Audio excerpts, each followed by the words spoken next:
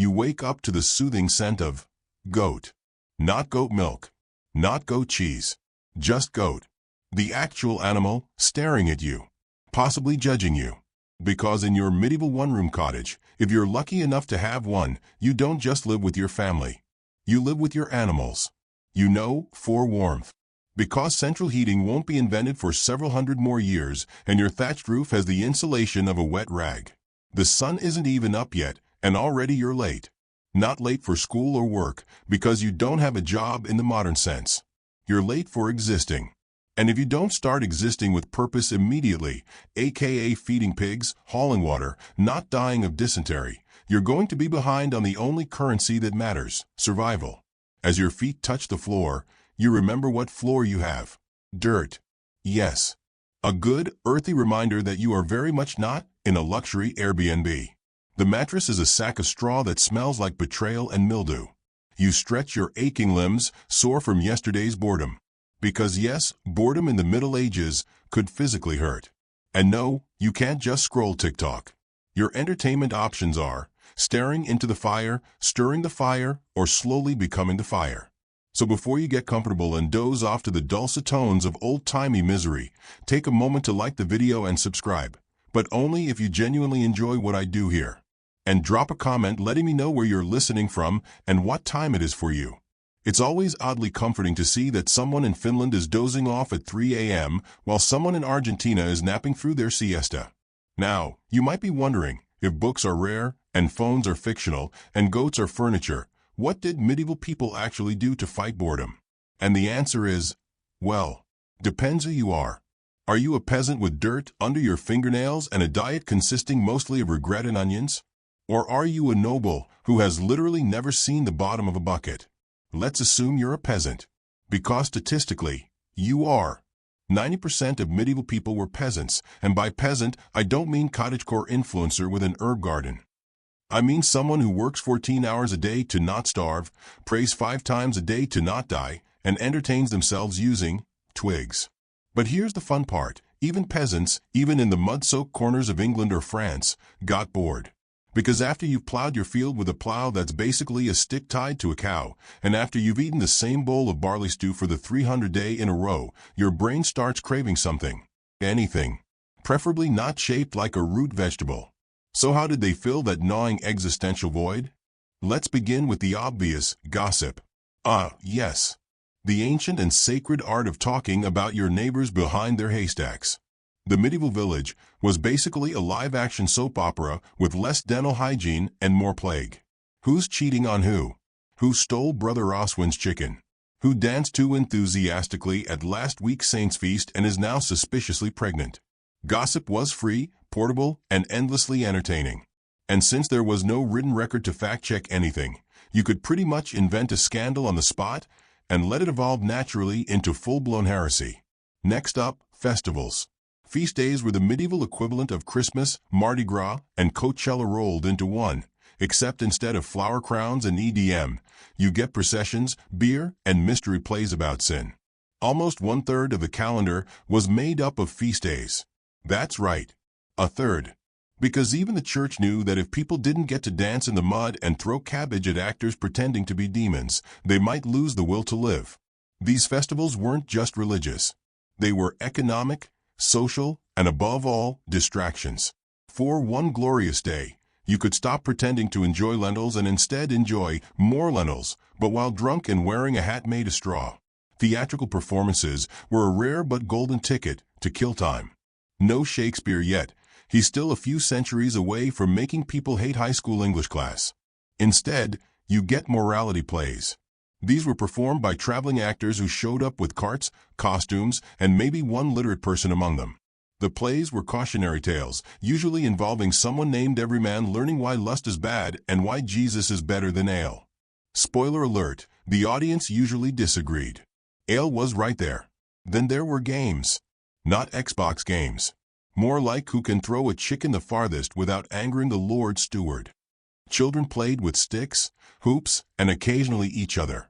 Adults played dice, cards, if they could afford them, and a timeless classic called Let's Gamble Until We Lose the Roof.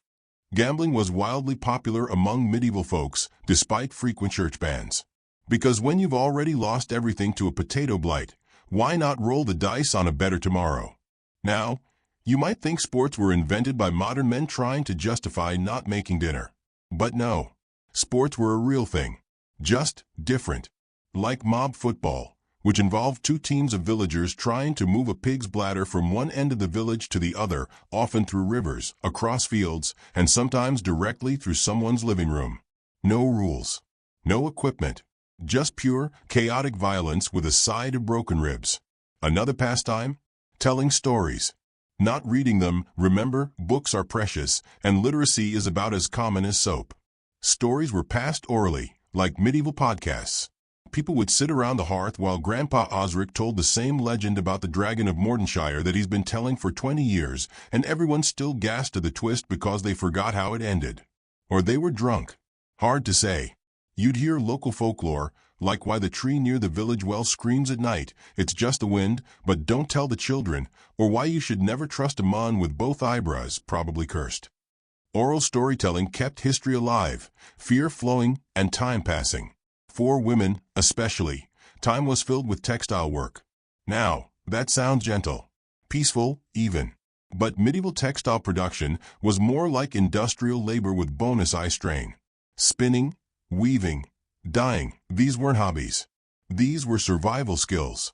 You made your own clothes. You made your family's clothes. You probably made the Lord's clothes if you were stuck in a manor's endless cycle of serfdom, but make it fashionable. And while you're spinning that wool, you're not alone. You're in a room with 4 other women, gossiping, singing, maybe even chanting mildly blasphemous rhymes about the village priest Weirdo. And that, dear listener, is what passes for a fun night in. Some villages had wandering musicians. Not quite Beyoncé on tour, more like medieval buskers with a lute and poor boundaries. They'd come into town, play for scraps, tell bawdy jokes, sing the same 5 songs everyone's heard since they were babies, and then get chased out after someone accused them of stealing a spoon. If you were a bit higher up the social ladder, say, a merchant or minor noble, you had slightly more options. Chess, hunting, falconry, listening to poetry, so long it made you question the value of language. These were considered elite forms of entertainment. Falconry especially, because nothing screams, "I have money," like training a bird to dismember rabbits on your behalf. Of course, if you were really high up, like has a castle high, you might be literate. Which means books. But not fun books. Illuminated manuscripts filled with prayers, saints, and letters so tiny you'd go blind by 30. Reading wasn't relaxing. It was an elite skill, useful mostly for arguing about theology or copying out psalms until your hands fell off. And even in the highest towers, boredom found a way in. Nobles threw banquets, tournaments, masks. But let's be honest, once you've watched 3 guys in tin cans hit each other with sticks, it gets old. There's only so many times you can pretend to care who wins the joust. Especially when the loser's spleen is visibly leaking. But boredom, in a way, was useful. It was a signal, a nudge, a kind of medieval mindfulness. When you had nothing to do, no distractions, no screens, you were left with your thoughts. Terrifying, I know, but also strangely profound. So you'd sit and think, and maybe pray, or hum a song that only exists in your village, or watch the wind move through the trees and wonder what it would be like to live somewhere else, anywhere else.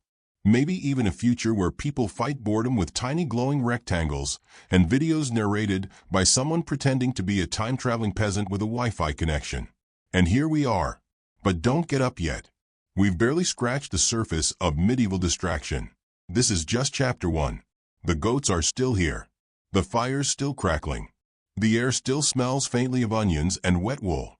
Let your eyes close, just a little. You're not missing anything exciting. Just more boredom. Beautiful, smelly, 14th century boredom. And in the next chapter, we're going deeper. Into the home. The tools. The textures. What your hands would feel, what your eyes would see, and how your brain would slowly, methodically, go numb from doing the same task 700 times a week. You've survived your first morning in the medieval world. Congratulations. It only gets more boring from here. Unless you're into leech collecting. But we'll save that for later. You wake up again. Or at least, you think you wake up. It's a little hard to tell because the concept of sleep hygiene doesn't exist, and you've probably been tossing and turning between half-conscious prayer, vague hunger, and a recurring dream about cheese. There's a cold draft coming from somewhere, but there's no point in finding it because every wall in your home leaks air like a soggy wicker basket. You don't have pajamas, of course.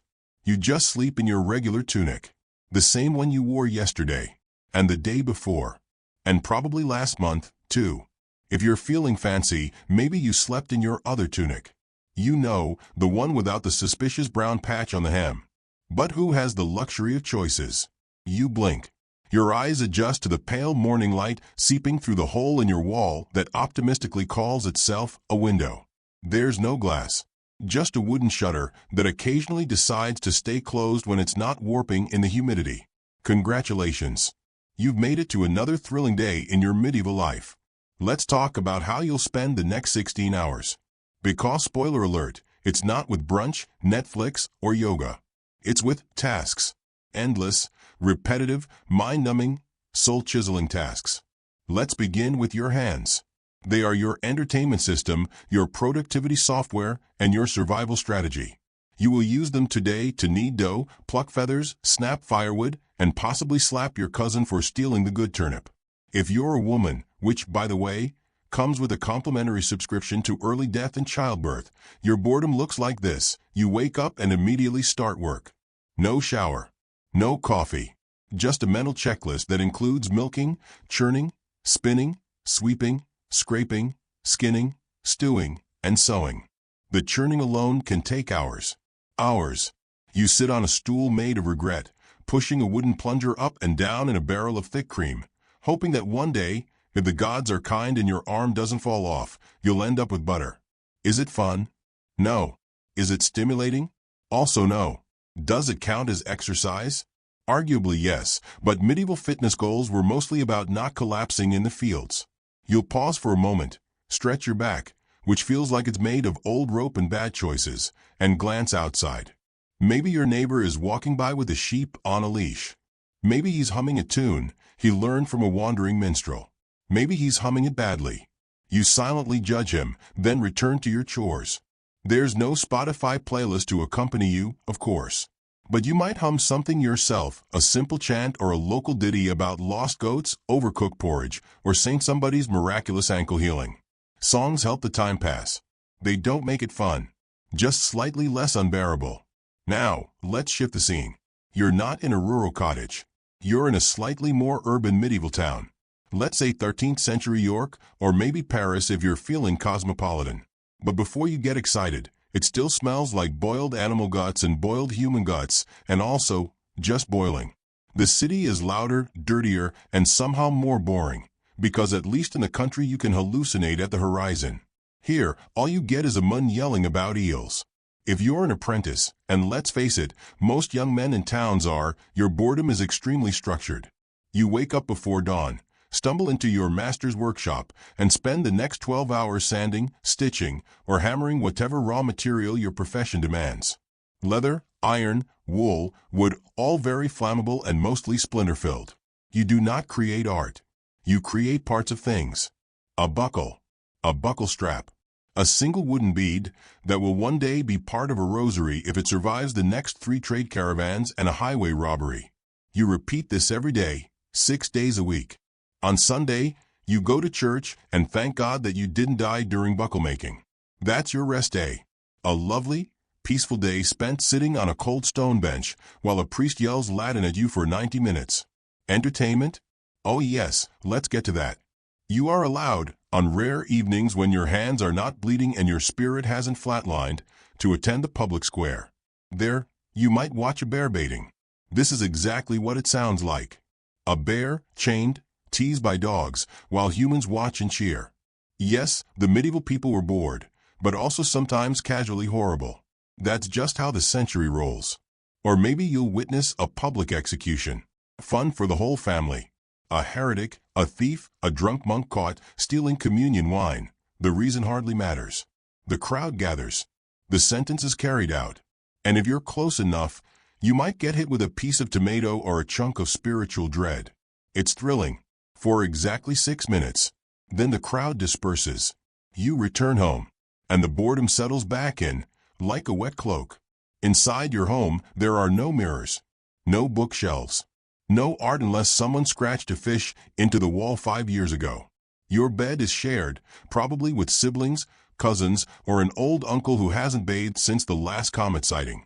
You pass the time by, staring, just staring at the fire, at your feet, at the ceiling beams, counting the knots in the wood, and wondering if that one weird crack has always looked like a demon's face. There is no privacy.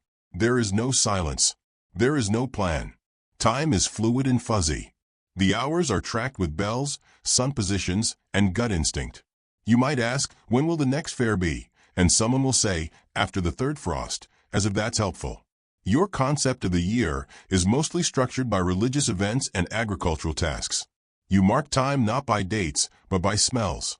The hay-cutting season, the fish-rotting season, the sheep-shearing period, when wool floats through the air like divine dandruff.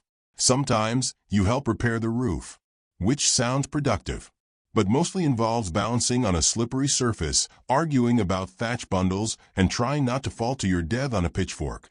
Children are no better off. They do chores. They carry water. They occasionally get chased by geese. Their games are often indistinguishable from work. Let's pretend the game is chase the stick. In reality, it's gather the kindling. Let's call it hide and seek. In truth, hide from chores. And yet, in this endless rhythm of repetition and itchy wool tunics, there are rare moments of joy. Laughter at someone slipping in the mud. The smell of fresh bread when someone doesn't burn it. A song sung slightly off-key by a traveler from the next village over. These are microscopic joys. Teeny tiny serotonin droplets in the great puddle of medieval tedium. But they matter. Because the boredom wasn't just something to survive. It was the background noise of life.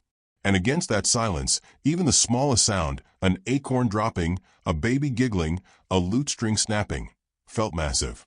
Eventually, night falls again. You lie back on your straw-stuffed pillow. It smells faintly of mold and sadness. But it's yours. The fire crackles. The shutters rattle. A distant owl hoots something ominous. You close your eyes. And just before you drift off, you wonder, what would it be like to be bored in a future where people have glowing rectangles, endless libraries of sound and video, and choose to fall asleep listening to someone talk about how miserable your life was? You smile a little. Because honestly, that sounds nice. You wake up again, but this time, you don't have to smell goat. Instead, you're surrounded by thick velvet curtains, a mattress stuffed with feathers, and a room that smells faintly of lavender and too much ambition. Welcome to the world of medieval nobility, where boredom looks very different, but somehow manages to be just as relentless. There's no mud on your boots, no itch from coarse wool. Instead, you have silk and probably a small army of servants waiting to help you put on your robes, adjust your collar, and remind you that you are the center of the universe. You live in a castle or a manor house, which sounds fun, but also means endless echoing halls and drafts that would make a modern heating engineer weak. Before you get too comfortable, remember, even kings and queens got bored. No Netflix, no video games, no TikTok to watch the latest dance craze. Just a big, empty throne and a kingdom to rule, which mostly means sitting still and looking important. Your day begins with a ritual called levee. Fancy word for wake up and let a dozen people watch you dress. Everyone wants a piece of you, your steward, your ladies-in-waiting, the chaplain, the master of the hunt, and someone who's definitely going to remind you about unpaid taxes.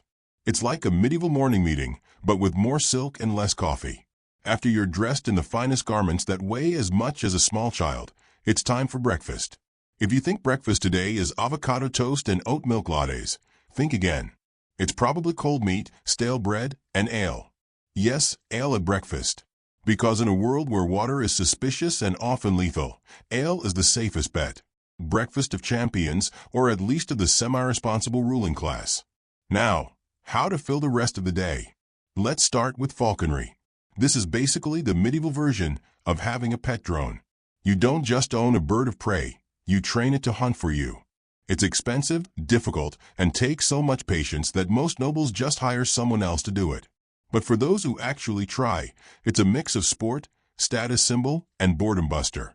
There's something mesmerizing about watching a falcon swoop down, grab a rabbit midair, and then fly back to you with its prize. It's violent, sure, but also oddly satisfying. Plus, it makes you feel like you have control over nature, at least until the bird decides to fly off and join the crows. Hunting was another noble pastime, less about survival and more about display.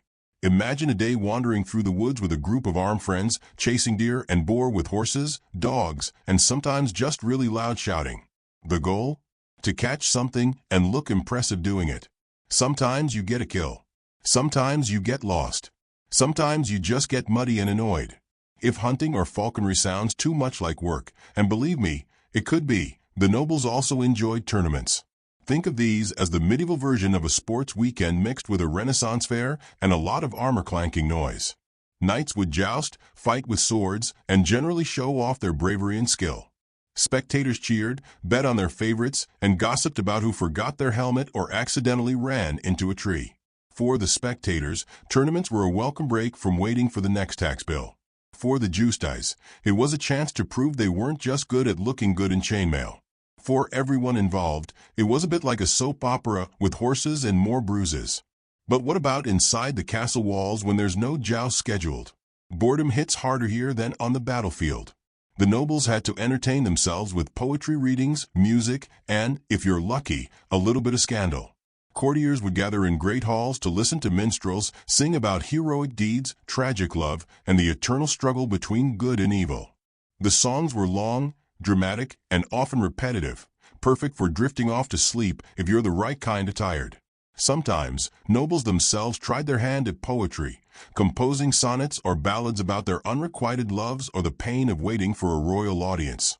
Speaking of love, courtly love was a thing. No, not like modern dating apps. It was a highly ritualized, almost theatrical form of expressing admiration from afar, usually for someone you'd never actually speak to unless it was at a grand banquet. This made for endless daydreaming and dramatic sighing, which helped pass the time between hunting trips and council meetings. Banquets, by the way, were a big deal. They could last for days. Imagine sitting at a long wooden table covered with roasted meats, pies, and wine flowing like a river, except you're mostly there to be seen, not to eat. The food was often cold by the time it reached you, but that didn't stop the nobles from acting like it was the most delicious thing ever. Between courses, there would be performances, jesters, dancers, acrobats, and musicians doing their best to keep the crowd entertained. And if the jesters failed? Well, that's what the wine was for. Another pastime was collecting curiosities and relics. Nobles loved to show off bits of saintly bones, fragments of the true cross, or mysterious objects said to have magical properties.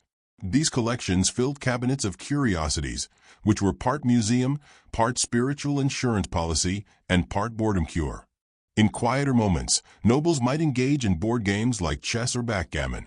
Chess was the intellectual sport of the era, symbolizing warfare and strategy.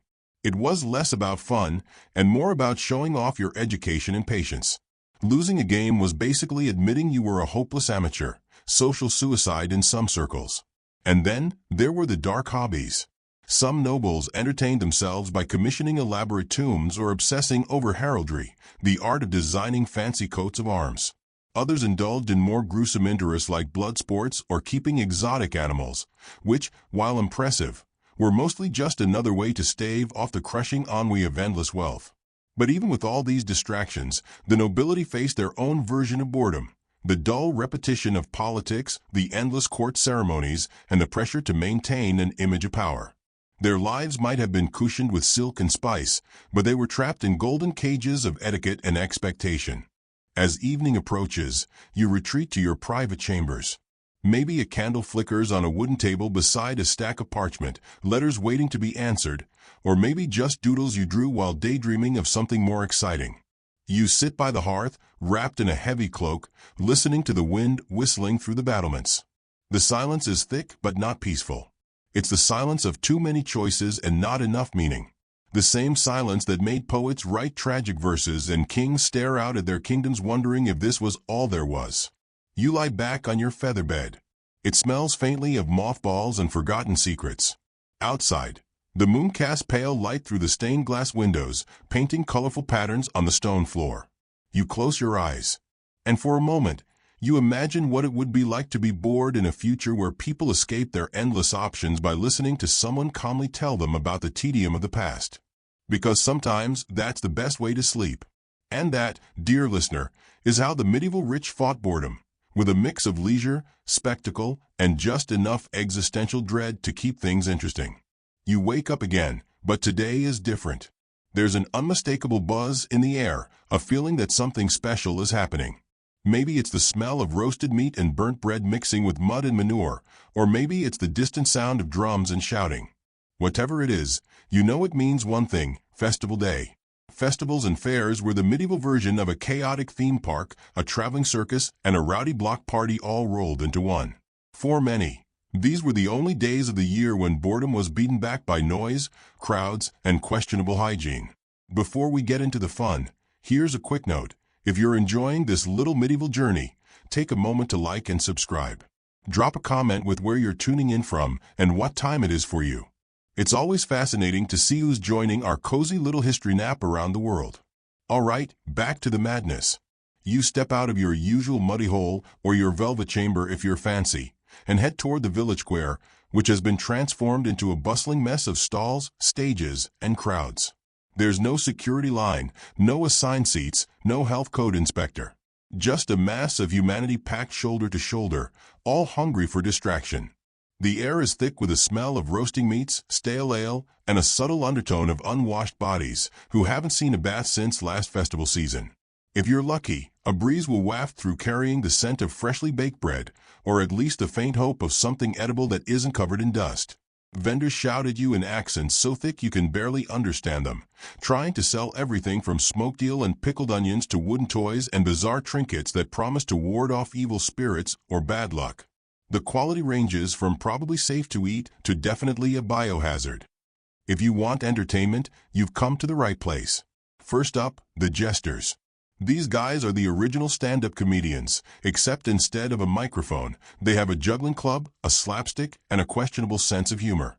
They perform tricks, mimic local nobles at their own risk, and generally try to keep the crowd laughing. Their jokes often involve fart sounds, accidental slapstick, and awkward innuendos, which by medieval standards are high comedy.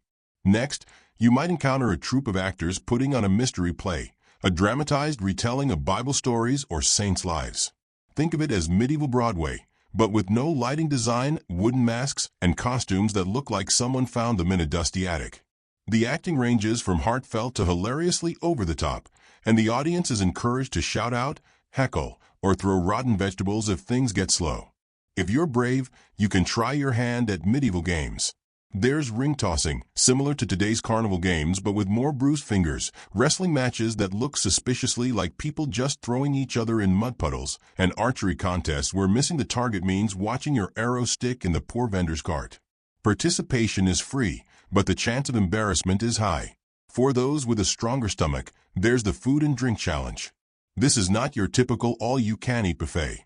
You might find yourself eating haggis-like mystery meat, stale cheese that's been sitting out since last winter, or an over-fermented ale that tastes like it was brewed in the sewer. The goal isn't to enjoy the food, but to survive it and boast about your iron stomach afterward. If you want to avoid eating questionable meat, you could wander over to the animal shows. Yes, animals were a big part of medieval festivals. There might be a performing bear on a leash, a juggling monkey, or a collection of exotic beasts brought by traveling merchants. Some nobles might show off their falcons or horses, reminding everyone that they're still rich and important despite the muddy crowds. But festivals weren't just about fun and games. They were also an essential social hub. Farmers, merchants, and nobles all mingled, traded news, forged alliances, and maybe even argued about whose turn it was to clean up after the last keg party. For many, these were the only days they saw people outside their tiny village. Then there were the drunken brawls, the unofficial highlight of every festival. Ale flowed freely, tempers flared, and disagreements over stolen pies or insulted honor sometimes escalated into full-on melees. You might find yourself ducking flying stools or helping a friend pull a tooth that got knocked out during a scuffle. It was all part of the festive charm. At some point, night falls, and the festivities don't slow down. Torches light up the square, casting flickering shadows on faces flushed with ale and excitement. Musicians play lutes, drums, and flutes, encouraging everyone to dance or at least attempt to move rhythmically without falling into the mud. You might notice that even the most bored noble lets their guard down during festivals. They laugh louder, eat messier, and sometimes forget that they're supposed to be dignified rulers. For a few hours, everyone, rich or poor, is just a human trying not to trip over their own feet while having a good time. Eventually, the party winds down. You stumble home, smelling like a mix of smoke, sweat, and that odd mixture of roasted onions and chic. Your clothes are probably ripped, your shoes lost, and your head slightly pounding. But you're happy, because for a few precious hours, boredom was beaten by noise, chaos, and the thrill of community. You collapse into your bed of straw or feathers, your stomach full of questionable food, and your ears still ringing with laughter and music. The silence that follows feels like a gift. And now, your eyelids grow heavy. You drift toward sleep, carried away by the distant echo of festival drums and the comforting knowledge that tomorrow is just another day of the usual chores, dull work, and the endless search for distraction. But for now, rest well. You wake up once more, this time in a quiet room, with nothing but the flicker of a small candle and the faint smell of wood smoke curling from the hearth. It's a different kind of day, one without the noise of festivals or the bustle of courtly intrigue. Instead, you face the slow drip of time, a dripping faucet of boredom threatening to soak you in monotony. But fear not. Even in these quiet moments, medieval people found ways to keep their minds busy and their hands moving. No Netflix binges or smartphone scrolling here, just simple, tactile distractions that could be enjoyed alone or with a small group of fellow sufferers. So, before you settle in and let your eyelids get heavy, don't forget to like the video and subscribe to this little journey through ancient. Boredom is soothing your restless brain. And as always, share in the comments where you're tuning in from and what local time it is for you. It helps me feel less alone in this grand medieval echo chamber. Now, let's dive into the charming world of medieval games and puzzles. You might imagine that life back then was all about sword fights and jousting tournaments, but when the armor comes off and the horses go home, people played games, simple, slow, sometimes frustrating games. One of the most popular was chess. Yes, that board with the little knights and castles you might know today has roots that run deep into medieval boredom relief. But medieval chess was not just a game, it was a symbol of social order. Each piece represented a role in feudal society, and the moves reflected the rigid hierarchy everyone was stuck in. You sit down on a wooden bench with your opponent, probably a fellow noble or an educated monk, and stare at the checkered board. The game requires patience, strategy, and occasionally pretending you know what you're doing when you accidentally move your bishop backwards. Losing a game could bruise more than your ego. It was a reminder of your rank in the grand social game. For those less inclined toward intellectual warfare, there was backgammon. This game is simpler, involving dice, chance, and a bit of luck. It was popular across all classes because it didn't require deep knowledge of chess etiquette or a long attention span. Just roll the dice, move your pieces, and try not to lose everything to your opponent's sneaky moves. Dice games were everywhere, too. People loved their gambling, even if the stakes were usually a few coins, a piece of bread, or the right to brag about your luck for a week. Dice were often carved from bone or wood, and their imperfections made cheating a common pastime. Because why not add some excitement to boredom? If you wandered into a noble's private chamber, you might find a game called Nine Men's Morris scratched into the table or carved into the wall. This game, played with pieces moved around a grid of lines, was a slow, methodical battle of wits, perfect for killing time during long evenings when no justs or feasts were happening. And then there were physical games, especially for children and common folk. Hoop rolling was a favorite. Imagine pushing a large wooden wheel along the street with a stick and trying to keep it rolling without it wobbling into a ditch or a stray dog. It's the medieval equivalent of a fidget spinner, except much bigger and more exhausting. Tag and hide and seek were popular, too, though medieval streets were hardly safe playgrounds. You had to dodge carts, animals, and the occasional grumpy townsman yelling about those blasted kids. Still, these simple games brought laughter and a brief escape from the endless work of the day. Puzzles and riddles were a quieter form of amusement. Traveling minstrels, monks, and scholars enjoyed creating riddles that tested your wit and patience. These riddles were shared orally or in manuscripts and often involved tricky wordplay or obscure references to mythology and religion. Imagine sitting by a fire, the flickering light making shadows dance, while a group of friends or family takes turns trying to solve a riddle that might go something like, what walks on 4 legs in the morning, 2 legs at noon, and 3 legs in the evening? If you guessed a person, congratulations, you've just connected with a riddle that has survived for thousands of years. For a more tactile puzzle, there was the maze or labyrinth drawn on stone floors or carved into wood. Walking these mazes, or tracing your finger along their paths, was a calming activity and sometimes had spiritual significance, symbolizing the journey of life or penance. Crafts also played a role in relieving boredom. Embroidery, weaving, and carving weren't just practical skills. They were ways to focus the mind, create something beautiful, and pass the hours. Nobles might have embroidery workers on staff, while peasants worked their own simple patterns on linen. Every stitch, a tiny rebellion against dullness. Music was another subtle way to keep the mind from wandering into the abyss of boredom. People sang, played lutes, flutes, and simple drums, often improvising tunes or repeating familiar songs. Music wasn't just entertainment. It was a social glue, a background hum that made work less tedious and nights less lonely. As evening closes in, you might find yourself picking up a simple instrument or humming a tune learned from a traveling bard, feeling the soothing rhythm settle your mind as you prepare for sleep. In these quiet moments, boredom wasn't something to be feared but a space where the mind could wander, imagine, and create. A time to slow down and just be. You lie back, candle flickering low, the gentle sounds of the evening wrapping around you like a soft blanket. Sleep comes softly. And as you drift off, remember, the medieval world might seem rough, dirty, and dull, but its people knew how to find small joys and distractions even in the simplest things.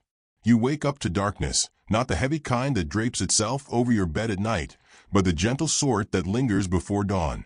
The fire in the hearth has gone quiet, a few orange embers blinking like tired eyes. There's no rooster yet, no clang of buckets or gossip from the market square. Just the still silence of a medieval morning not quite ready to begin. And yet, someone is already talking. It's not a sermon or a tax collector, thankfully. It's a voice low and slow, weaving through the shadows. A tale is being told. A story older than the floor you're lying on. This, my friend, is the original streaming service, the oral tradition. Before TikTok, before Twitter, before books even hit their literacy stride, people had stories. Not always logical ones, and certainly not short, but rich and vivid, passed from mouth to mouth like bread over a shared table. And yes, before you get too comfy, this is a perfect time to like and subscribe, not just because it helps the channel, but because it's a sort of modern-day storytelling campfire. Leave a comment with where you're listening from and what time it is. It's strangely comforting to know how many of us are lying here in our own little quiet corners, escaping through time together. All right, let's listen. Medieval storytelling was a full-body experience. There were no page-turners, no dramatic cutscenes. Instead, you had a person, usually old, sometimes drunk, occasionally coherent, telling a tale with as much dramatic flair as they could squeeze out of their tired lungs. They'd stand or sit by the fire, with a mug of ale or a bit of meat for courage, and begin their yarn. You'd lean in, not because you were curious, okay, yes, partly, but because there was nothing else to do. No phone to scroll. No lights to switch on. Just the hypnotic rhythm of a human voice wrapping itself around phrases passed down through generations. Sometimes, the stories were about brave knights, men who, despite being covered in 80 pounds of iron and poor decision-making, would rescue maidens, fight dragons, and somehow survive a wound that today would qualify you for a free ride in a helicopter and a long hospital stay. Other times, the tales were cautionary, moral parables where someone makes one bad choice, like stealing bread or kissing a priest's daughter, and ends up cursed, lost in a forest, or turned into a fish. These stories weren't just for kids. In fact, some were wildly inappropriate by modern standards. The medieval sense of humor was a delightful mix of fart jokes, revenge, thinly veiled metaphors, and a complete lack of copyright laws. It was a golden time for storytelling if you had a strong stomach and a weak filter. One favorite theme? The clever peasant outwitting the rich lord. These stories were the working class's way of sticking it to the man. In them, poor shepherds trick arrogant knights, old women teach greedy landlords a lesson, and millers somehow become kings, usually by lying, stealing, or accidentally getting mistaken for someone important. Inspirational stuff. Of course, there were romances too. Not the kind with steamy scenes and rose petals, but epic sagas where love is tragic, unfulfilled, or ends with one person being locked in a tower forever. These tales were rarely about happiness and more about suffering poetically, a concept the medievals loved deeply. There's nothing quite like a story where everyone dies, but at least learns something in the process. And the legends? Oh, the legends were pure medieval gold. Take Beowulf, the Scandinavian fever dream of a hero who wrestles monsters and tears off limbs like it's an Olympic sport. Or the Arthurian myths, an entire soap opera of knights, sorcerers, love triangles, betrayals, and magical furniture. These tales were passed around like hot gossip, told and retold until they were barely recognizable from their original versions. But what made medieval storytelling truly magical wasn't the content, it was the setting. Imagine it, a cramped, smoky hall, the air thick with the scent of burnt wood and wet wool. People huddled together, wrapped in blankets or burlap, or whatever they could find that didn't smell like goat. The fire pops, someone coughs, a baby fusses in the corner. And yet, all eyes are on the storyteller. Because for the next few hours, or possibly the entire night, depending on how dramatic the tale gets, you're not in your muddy village anymore. You're in Camelot, or a cursed castle, or the belly of a dragon. The story becomes your escape. And then there's the music. Yes, stories were often sung. That's right, a bard would strum a lute or harp and half sing, half recite entire epics. If you're imagining a medieval rap battle, but with string instruments and more vowels, you're not far off. These bards were walking entertainment systems. They memorized hundreds, sometimes thousands of lines. They traveled from town to town, paid in food, coin, or the privilege of not being chased out with a broom. If they were good, they were beloved. If they were bad, well, let's just say rotten vegetables have always been a form of audience feedback. And even if you weren't a bard, storytelling was communal. Around the hearth, in taverns, or at the end of long harvest days, everyone had their own tale, a ghost story, a family legend, or that time your cousin swore he saw a fairy but it turned out to be a drunk monk in a curtain. Storytelling helped people make sense of the world, a world that was brutal, short, and full of unexplained phenomena. Thunderstorms weren't just weather, they were angry gods arguing. Illness wasn't just bacteria. It was a witch's curse or divine punishment for coveting your neighbor's pig. In this way, storytelling was a form of survival. It helped people remember, laugh, warn, and dream. It filled the void where education, television, and reliable news didn't exist. It reminded you that even if your own life was stuck between sheep herding and soup stirring, somewhere out there, in someone's imagination, dragons still roamed and heroes still rose. And the best part?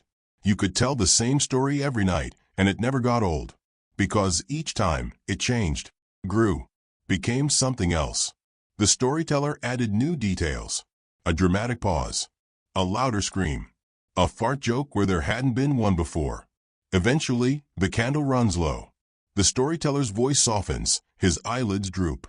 The children are asleep, the adults are pretending not to be, and the fire has sunk to its glowing core. And so the story ends. For tonight, anyway. Because tomorrow, someone else will pick it up, maybe you, and continue it. And now, you lie still. You've just listened to an entire chapter without realizing your breathing has slowed and your thoughts have wandered into the forests of folklore and forgotten kings. Rest now, wandering listener. You wake up with straw in your hair again. This seems to be a recurring theme in your life now. Maybe it's the bed, a generously named sack of hay and regret, or maybe it's the fact that you live in the 14th century, where sleep is less a luxurious escape and more of a survival mechanic. You sit up. The fire's out. The air smells like damp wool and someone else's breath. There's not much to do today. The harvest is weeks away. The animals aren't screaming yet, and no one's being executed in the town square, always a win. And so, you face the worst enemy of the medieval mind, free time. No Twitter. No podcast backlog. No spontaneous target run. Just silence, chores, and the gnawing realization that boredom, if left unchecked, might cause you to make eye contact with your neighbor again. So what did people do in the Middle Ages when they weren't actively trying not to die? They had hobbies.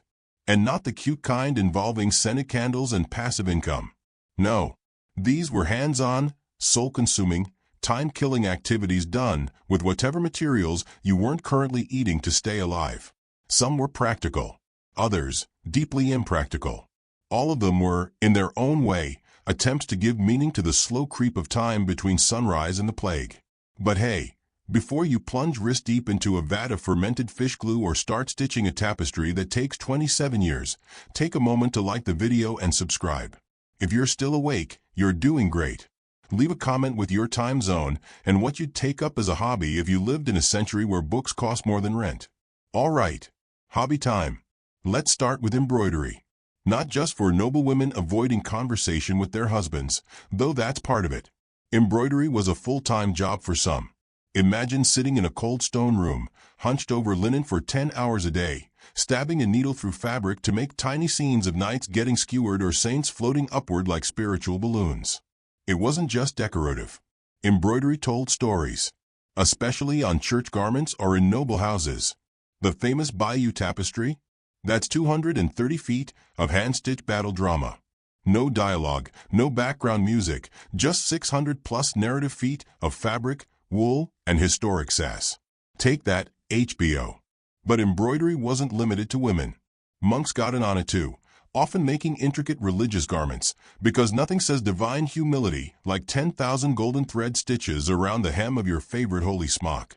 Now, if you were a man of leisure, say, a noble with too much money and not enough enemies to smite, you might take up falconry. Yes, falconry. The glamorous medieval sport of taming a bird that actively wants to kill you. You begin with a young falcon. You hood it, not because it's stylish, but because the bird hates everything and everyone and would rather not see you until it's emotionally ready. You feed it scraps, talk to it gently, and eventually, if it doesn't claw your eyes out, it learns to perch on your gloved hand. Congratulations! You now have a bird that costs more than your house and will occasionally return with a dead rabbit, assuming it doesn't fly away forever because it's a literal wild animal. And you don't get to do this in yoga pants and sneakers. Oh no! Falconry requires standing for hours in the wind, wearing stiff leather, with a bird pooping on your sleeve while you pretend this is a deeply spiritual bonding exercise and not a complete waste of everyone's time. Still, for a few precious minutes, it feels like control. Like power. Like nature hasn't completely ignored your existence. So, of course, it becomes a status symbol. But maybe you're more of a hands-on type. Let's talk wood carving. Wood was the medieval duct tape, used for everything from bowls to buildings to the wheels that crushed your enemies beneath the noble cart of fate. Carving it could be meditative, artistic, and practical all at once. You sit near the fire, knife in hand, slowly shaping a block of oak into a spoon, or a comb, or maybe a weird little figurine with a suspiciously smug expression. It takes hours, days, maybe even weeks. But you do it because it's better than sitting in silence and counting your own breaths. Besides, carving has perks. It impresses people, fills your home with useful things, and gives you a handy weapon if someone interrupts your concentration. Then there's brewing. Yes, you can brew your way out of boredom, though in medieval times, it was less of a quirky weekend project and more of a civic duty. Ale was safer than water and brewed constantly, mostly by women known as alewives. These women weren't just homemakers, they were local chemists, fermentation specialists, and low-key therapists. You'd measure barley by eye, throw in yeast that may or may not have been blessed by a passing monk, and hope it didn't explode. Then you'd sell or trade it, because people would rather risk mild hallucination than drink water laced with mystery diseases and medieval pipe residue. And if you were a monk with a penchant for perfectionism, you took it to another level: beer, mead, herbal tonics. Hours were spent crushing herbs, watching pots, and writing passive-aggressive notes to Brother Thomas about whose turn it was to clean the fermentation barrel. Another classic? Calligraphy. Now, this wasn't just writing. This was a full-on, ink-stained, spine-destroying art form, usually done by monks, in cold rooms, on dead animal skins. Each letter had to be perfect, straight, spaced evenly, sometimes decorated with tiny monsters, angels, or plants that only existed in someone's fever dream. A single mistake meant starting over, because whiteout hadn't been invented and erasing ink from parchment required a small knife and a lot of despair. But it was calming, in its way. Like writing ASMR. Quills scratching. Ink pooling. Hours slipping by as you finished one beautiful Latin sentence about sin and punishment. If you weren't literate, you might still do illuminated art. drawing saints with gold halos, making little demons in the margins stick their tongues out. For some, it was an act of devotion. For others, it was the only sanctioned place to express a personality. And if all that was too refined for you, don't worry, there were hobbies for the chaos inclined. Like juggling, or puppet shows, or spinning wool until you could feel your fingers detach from your body and wander off without you. Or maybe just watching pigs and assigning them personalities, because medieval boredom was relentless and livestock didn't argue back. Some hobbies were seasonal. In winter, you'd mend things, patch shoes, knit, make candles. In summer, you'd pick herbs, collect flowers, and dry everything until your house smelled like a suspicious apothecary shop. All of these hobbies took time. A lot of it. But that was the point. You filled the hours with repetition. You found rhythm in the mundane. You distracted yourself from the absurdity of being alive in a world where you might get fined for baking bread that looked too good. And in the quiet, in the click of needles or the scrape of a knife or the hum of a chant, you found something resembling peace.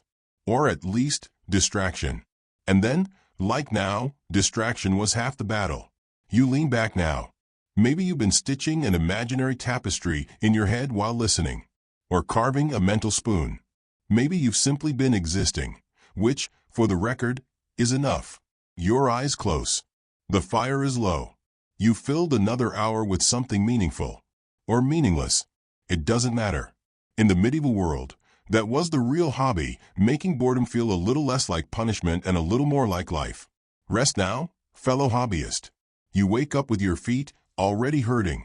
You haven't walked anywhere yet, but your medieval body knows what's coming. There's a kind of foot ache that comes not from motion, but from psychic anticipation. The sandals by your bedside, if we can even call two cracked pieces of leather sandals, look less like footwear and more like a legal warning. You're about to go on a pilgrimage. Now, in the 21st century, pilgrimage is a word tossed around lightly, maybe a drive to see a concert in another state, or a sentimental hike where you take selfies and complain about bugs. In the Middle Ages, it was different. It was long. It was hard. It was exhausting. And it was your idea of a spiritual sabbatical, a vacation with a 40% survival rate and zero possibility of getting your money back. This wasn't a weekend thing.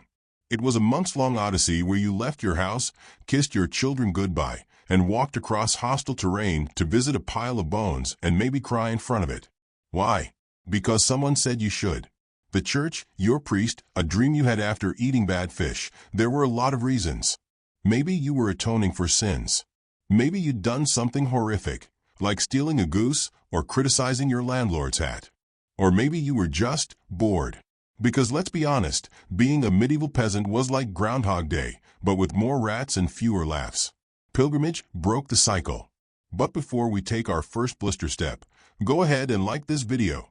Subscribe if you're enjoying this weird little historical fever dream, and leave a comment with what time you're listening and whether you'd survive a week walking through medieval Europe with nothing but a crust of bread and a dream. Spoiler alert, you wouldn't. None of us would. All right, pack your bag. Your packing list includes some bread that will be stale by noon, a waterskin that leaks, 2 small coins, and an optimistic attitude that will not survive the Alps. You're not bringing extra shoes. Why? Because you don't have them. Oh, and if you're really fancy, like upper-middle peasant class, you might have a walking stick. But it's just a branch you found on the road. And now it's your closest friend. You step out onto the dirt path. It's not paved. It's barely a path. But there are others walking too. An old woman with no teeth muttering Hail Marys, a knight on a redemption arc, a merchant who's definitely lying about why he's here, and a boy who's carrying a chicken for reasons unknown. Everyone walks. Everyone suffers. No one says anything for the first few miles. Soon, the novelty wears off. The road is long and entirely unfiltered. The smells are a compelling blend of sweat, manure, and questionable cheese. You walk through villages that smell like death and forests that smell like mold. Occasionally, you step in something warm that isn't mud. This is not a relaxing journey. There are no travel pillows. No hotels. No Yelp. You sleep in barns, churches, or on the ground. If you're lucky, someone lets you stay in a leper hospital for the night. Cozy. And don't get me started on the food. It's whatever you can scrounge. Dried peas. more bread. Maybe fish if you're near a river and not too picky about freshness. After a week, you start dreaming about salt. Not meat, just salt. Yet, people keep doing this. Because the payoff, spiritually, socially, and psychologically, was massive. You could earn a special badge, not even joking. Literal pilgrimage souvenirs like pewter shells or badges of saints, bragging rights, and sometimes even a reduction in time spent in purgatory. Like a heavenly cashback reward. And if you didn't die of exposure, bandits, disease, or a poorly timed miracle, you might come back with stories. Real ones. The kind you'd tell by the fire for years. That time I saw the bones of Saint Cuthbert. That time I made it to Santiago. That time I got lost and ended up in the wrong cathedral but pretended it was the right one. Some people didn't return. Some chose not to return. They set out on a pilgrimage and just kept going. Maybe they liked the freedom. Maybe they found a new life. Or maybe they got very, very lost. Now, let's talk about the popular destinations. One of the most famous, Santiago de Compostela in Spain, believed to house the remains of St. James. People walked there from England, from Germany, from what is now the Netherlands. You had to cross mountains, fight off wolves, deal with unregulated border crossings, and pray you didn't get dysentery in a roadside tavern. Then there was Rome. Not just a spiritual capital, but a city-sized reminder that you are a poor, unwashed speck in the eyes of a deeply corrupt yet artistically gifted church bureaucracy. And of course, the ultimate pilgrimage, Jerusalem. Now that was commitment. You had to get a boat. You had to survive the boat. Then you had to travel across a desert, often under crusader protection, and pray that your reasons for being there were convincing enough not to get you arrested or stoned by either side of a deeply tense religious divide. People would sell their land to make that trip. Some never came back. Others came back with relics, fragments of the true cross, a bit of saintly toenail, or at least a story that could silence an entire village pub. And don't forget the local shrines. Not every pilgrimage had to be a cross-continental odyssey. You could go to a nearby saint's well, a holy tree, a weeping statue that suspiciously wept only on feast days and during high tourism traffic. These trips gave people something to look forward to, a reason to save money, a reason to wear their nice tunic, a reason to keep walking, even when the road was bad, the weather worse, and your traveling companion won't stop singing Gregorian chants off-key. Pilgrimage was also social. You met people on the road. You walked together. You bonded. And sometimes you fought, obviously, because nothing brings out a person's true personality like dehydration and shared fleas. But for many, it was the only time in their life they'd see the world beyond their farm. You learned new words, new foods, new ways of being. And for a few months, your life had a plot, a goal, a destination. Yes, it hurt. Yes, it was risky. But it was yours. A moment of movement in a life often chained to the same plot of land, the same cows, the same endless mud. By the time you reach your destination, let's say Canterbury, just to keep things geographically tidy, you were sunburned, thinner, deeply suspicious of other people's hygiene, and strangely euphoric.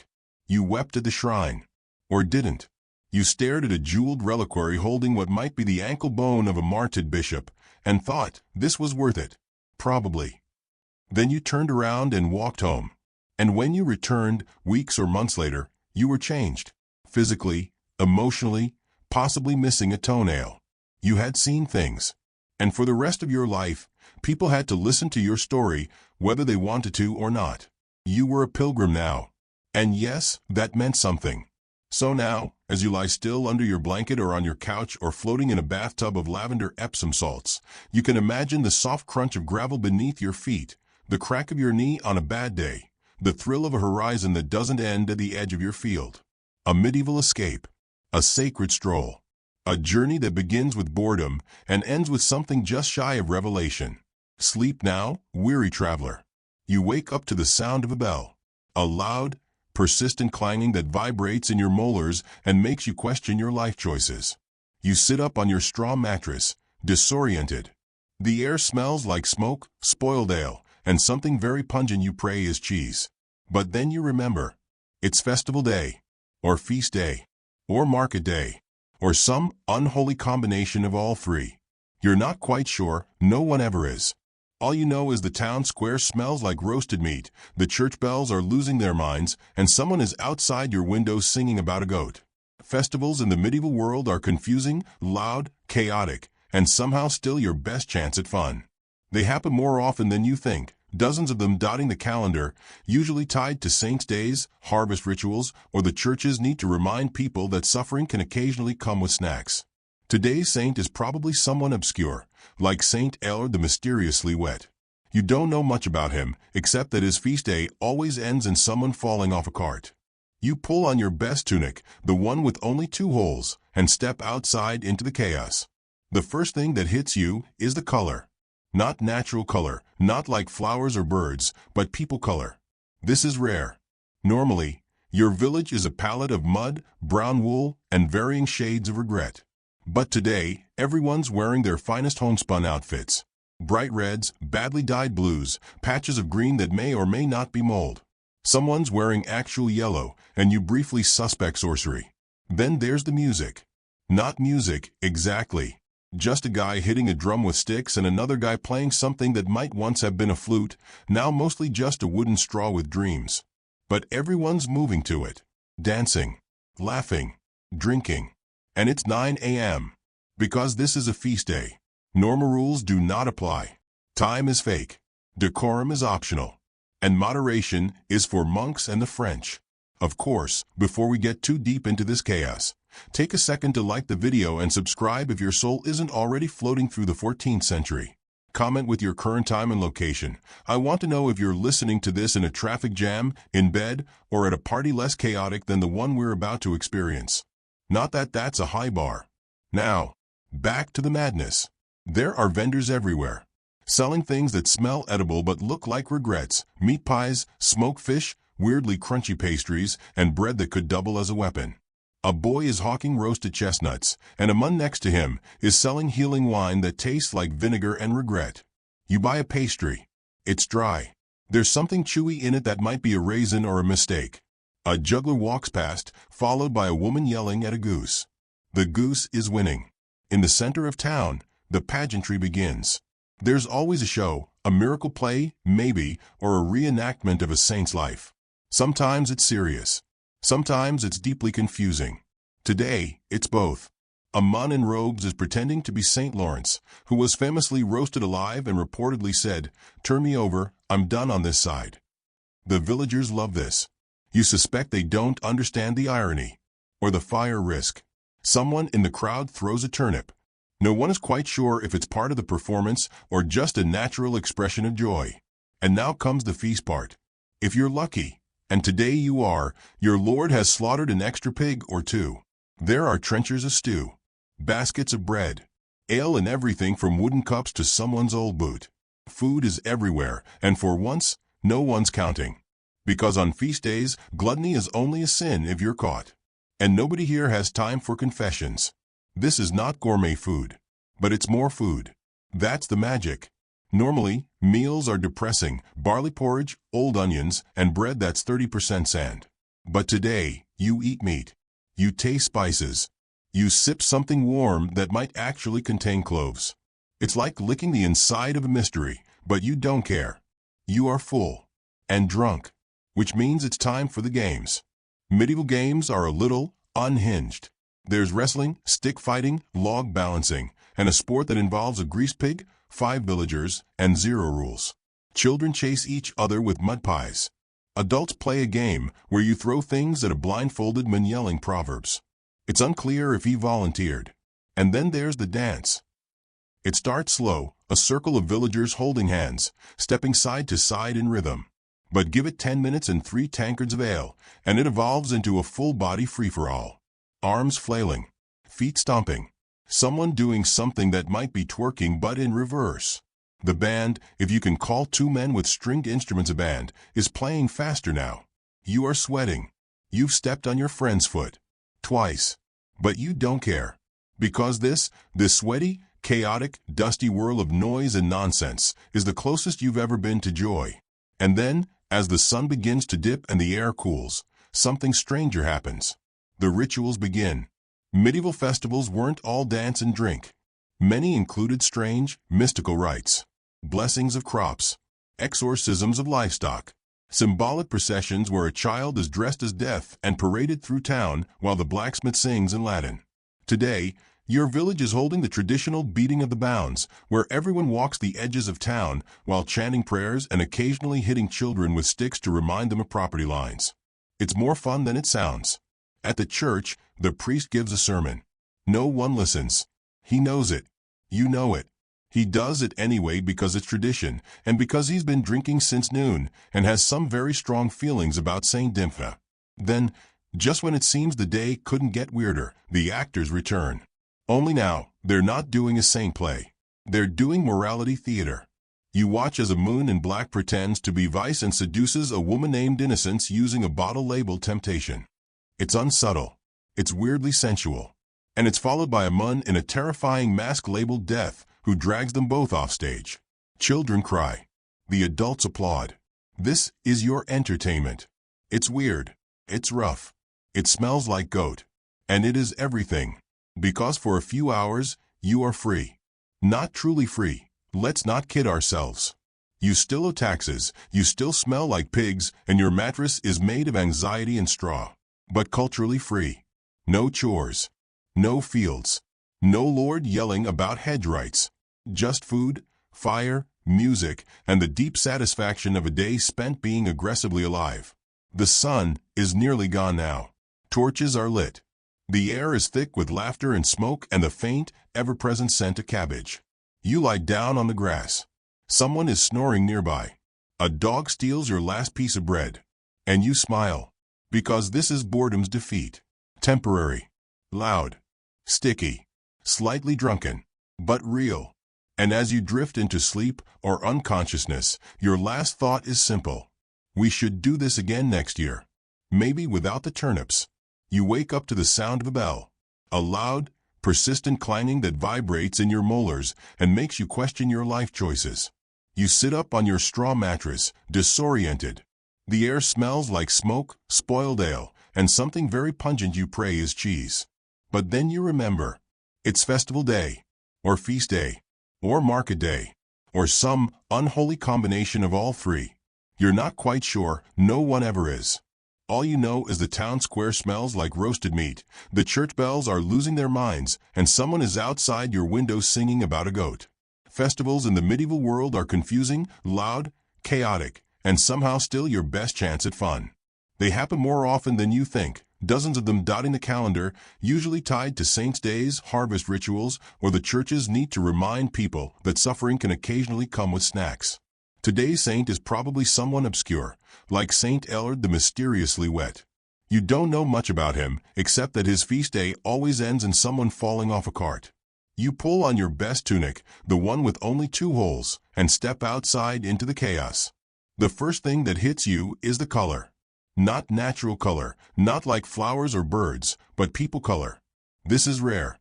Normally, your village is a palette of mud, brown wool, and varying shades of regret. But today, everyone's wearing their finest homespun outfits. Bright reds, badly dyed blues, patches of green that may or may not be mold. Someone's wearing actual yellow, and you briefly suspect sorcery. Then there's the music. Not music, exactly. Just a guy hitting a drum with sticks and another guy playing something that might once have been a flute, now mostly just a wooden straw with dreams. But everyone's moving to it. Dancing. Laughing. Drinking. And it's 9 a.m. Because this is a feast day. Normal rules do not apply. Time is fake. Decorum is optional. And moderation is for monks and the French. Of course, before we get too deep into this chaos, take a second to like the video and subscribe if your soul isn't already floating through the 14th century. Comment with your current time and location. I want to know if you're listening to this in a traffic jam, in bed, or at a party less chaotic than the one we're about to experience. Not that that's a high bar. Now, back to the madness. There are vendors everywhere, selling things that smell edible but look like regrets, meat pies, smoked fish, weirdly crunchy pastries, and bread that could double as a weapon.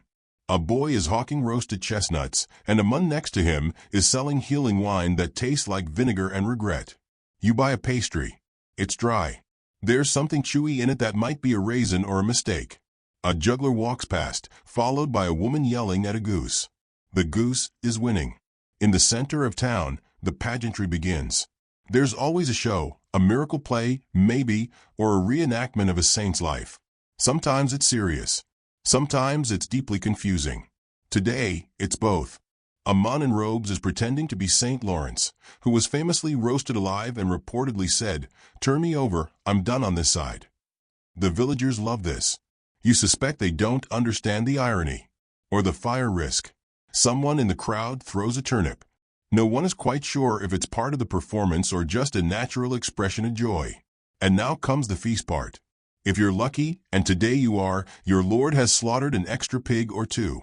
There are trenchers of stew, baskets of bread, ale and everything from wooden cups to someone's old boot.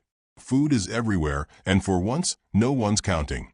Because on feast days, gluttony is only a sin, if you're caught. And nobody here has time for confessions. This is not gourmet food. But it's more food. That's the magic. Normally, meals are depressing, barley porridge, old onions, and bread that's 30% sand.